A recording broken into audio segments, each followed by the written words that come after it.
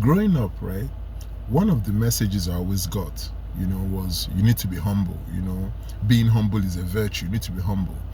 But when it came to practicing being humble, I just noticed that people just take advantage of my humble nature.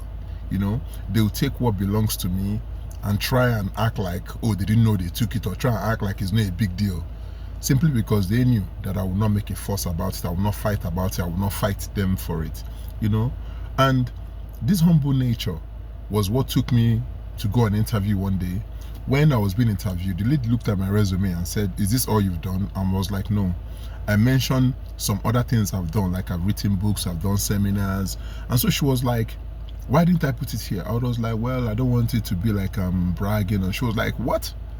She's like, "Let me tell you something, right? The whole point of your CV is for you to brag. It's for you to tell someone, I've done this, I've done that, I've worked here. It's for you to brag and show your achievements, And from there, I started thinking different. You can go to church and the Reverend Father or Pastor can tell you, oh, be humble in presence of God. Nothing is wrong with that.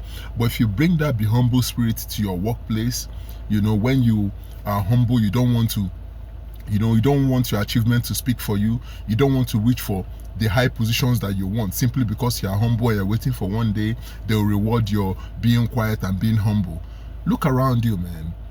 The world rewards those who are loud about their achievements. The Kanye West, the Jay-Z's, the Beyonce, the Donald Trumps.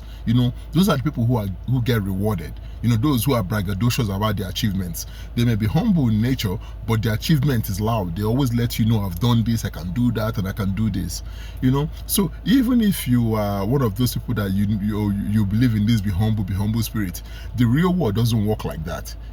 Probably that's the reason why you are stuck in some low job you don't want, because you are humble and you don't like to create a scene. Some people feel, oh, it's okay to put this person in this job that we know he can do more, we'll just put him there. It's the reason why if you go overseas, some Nigerians and other African people, they won't give them the job they deserve. They'll give them a lowly job and they want to do it because they don't want to create a scene, because they want to be humble. My brother, be careful. This be humble spirit can be the end of you. The humble spirit can be the reason why you never reached your dreams, why you never did the things you wanted to do in life. So if you want to be humble and play small for people so they can feel comfortable around you, is your own cup of tea if you want to do that kind of thing. But what I think is, be humble between you and your God. But when it comes to achievements, don't hide your achievement. Don't try and play small so it can fit into somebody's picture.